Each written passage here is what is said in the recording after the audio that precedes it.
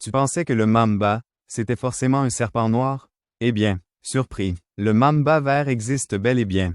Oui oui, ce n'est pas un serpent qui a raté sa coloration. Et aujourd'hui, on va justement parler de la différence entre le mamba vert et le fameux mamba noir, parce que beaucoup de personnes les confondent. Commençons par le mamba noir. Déjà, première surprise.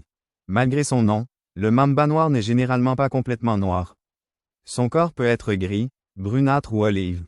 Alors pourquoi, mamba noir? Tout simplement à cause de l'intérieur de sa bouche, qui est très sombre, presque noir. Donc en gros, le serpent n'a pas forcément le corps noir. Mais il a quand même décidé de garder le noir pour sa bouche.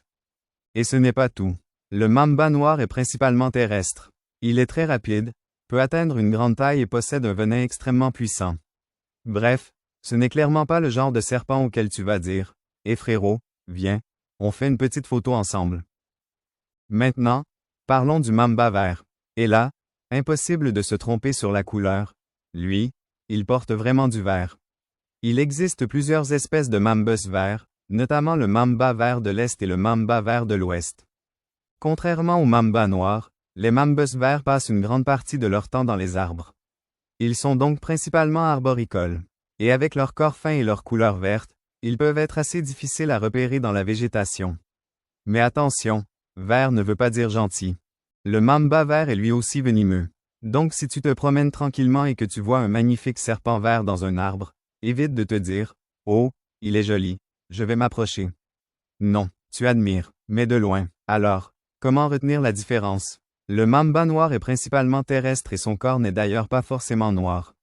Le mamba vert, lui, est principalement arboricole et possède généralement une coloration verte. Et surtout, retenez bien ceci, le mamba vert existe réellement. Parce qu'à force d'entendre parler du mamba noir, on pourrait croire que le pauvre mamba vert a été supprimé du catalogue. Mais non, il est bien là, tranquillement dans les arbres. Alors maintenant, si quelqu'un te dit « Les mambas sont noirs », tu pourras lui répondre « Pas tous. Il y en a aussi qui ont choisi le vert. Et toi, avant cette vidéo, tu savais que le mamba vert existait? Dis-le moi en commentaire, mais si tu croises un vrai mamba, garde la conversation à distance.